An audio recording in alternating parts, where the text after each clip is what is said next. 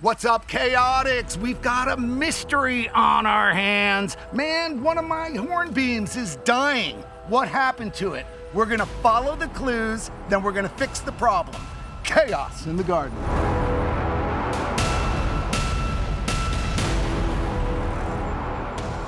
We're at the front of the house. You know, you saw me with the formal foundation plantings and everything. And then as we go along to the side garden, you'll remember I have a formal boxwood garden over here behind it. And what I really want to do, like you see in England, is I'm building this hornbeam hedge. These are hornbeams, European hornbeams. Okay, their nickname is ironwood. And you can hear the wind blowing up here. We're up on a hill on this farm. The wind is always blowing. This ironwood or hornbeams are really tough. So what I did was I planted one hornbeam here. Look how pretty. Now I'm gonna pollard it and get it low.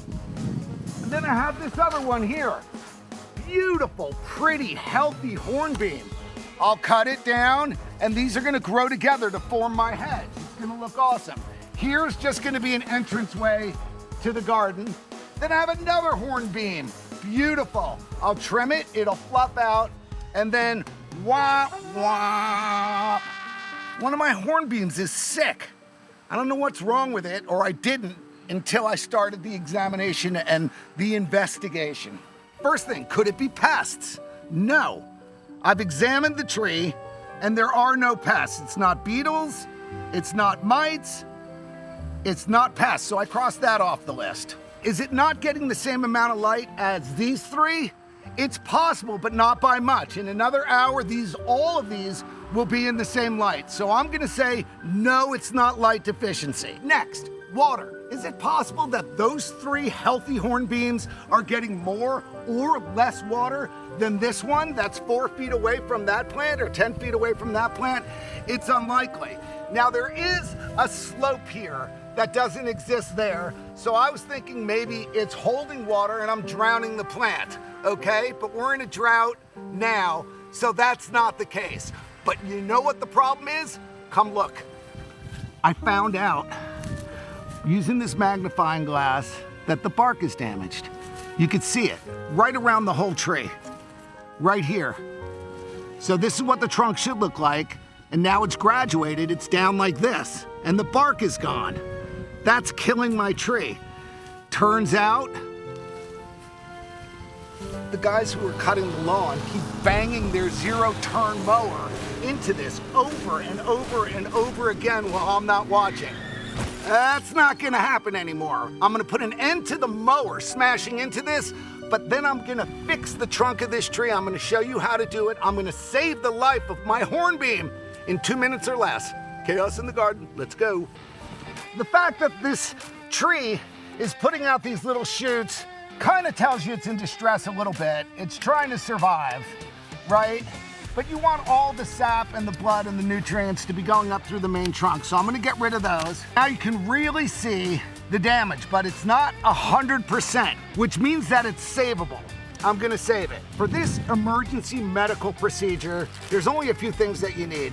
First of all, I have some duct tape, but when I bought it, I made sure that it was all-weather duct tape. We're gonna wrap it up like a bandage. The next thing you need is some dirt or soil. I chose to go with a tree and shrub garden soil because it's got fertilizer in it. What I wanna do is I want to make sure that it's getting nutrients when I tape it up. I'll make sure that it gets watered, but I'm just gonna put a bowl of this dirt. Have a little bit of water, have fun, you're making a mud pie, everybody. So that it's almost like a paste or a clay. I'm gonna take this and I'm gonna stick it around here while it's wet, and I'm gonna keep it wet. That pulpy, fleshy part of the tree is never supposed to get exposed. Now it's not, but this won't stay here. Now comes in the tape, and it's a little messy. You know, you're taping mud, which is odd, but let's go around. Not too tight. Now you can see how this is sealed. It'll come off of, you know, even while it's healing, but I'll just keep doing it. I'll keep it covered up. And it's this tape that is gonna simulate its bark. But the tape isn't coming into direct contact with the tree because, as you see, I put my mud pie in there. I'm gonna go one more around the base.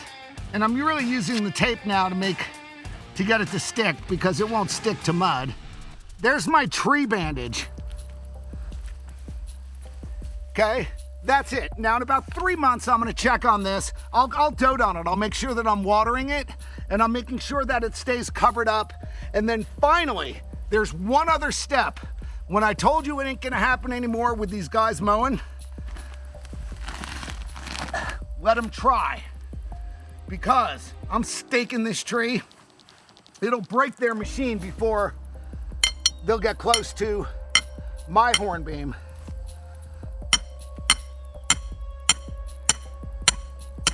Boom, no one's getting in here.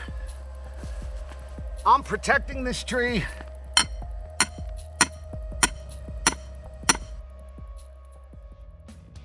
Thank you so much for watching. If you like these types of tips, you want to learn how to save trees, you want to pull weeds, plant seeds, please subscribe to Chaos in the Garden. Like, send me more really cool comments. I love that. Chaos in the Garden.